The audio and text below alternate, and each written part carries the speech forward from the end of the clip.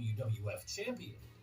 And so, after so many battles, and with other family members such as Jim the Anvil Neidhart constantly getting involved, it became clear that the only way to settle things once and for all would be He's at the fucking upcoming moving, dude. SummerSlam show, where the two agreed to face off once more for the title inside of a steel cage.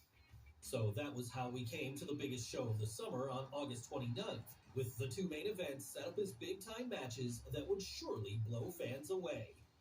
Meanwhile, on the undercard, Alundra Blaze would once again defend the WWF Women's title, this time against Bull Nakano, all while Tatanka was picking up a victory over the now mid-card Lex Luger, and in the Click segment of the show, Razor Ramon was winning back the IC title from Diesel.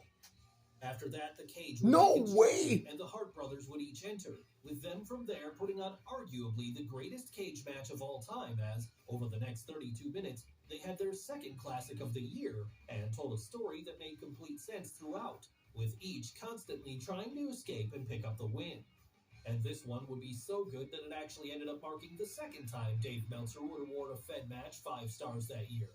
Come the finish, though, it would be Bret who would get the victory, retaining his title and seemingly putting the feud to bed.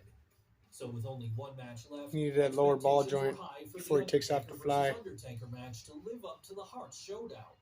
Sadly, however, with Brian Lee playing the role of the fake phenom, and this still being the period before Mark Calloway was putting on great bouts routinely, the whole thing pretty much stunk up the joint, killing the crowd stone dead in the process.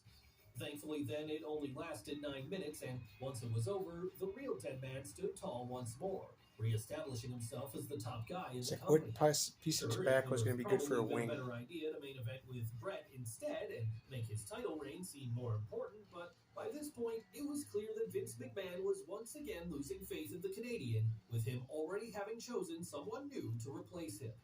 Before that would happen, though, at a house show on August 28th, the Click's influence would continue to grow, as Shawn Michaels and Diesel defeated the Head Shrinkers to become tag team champions.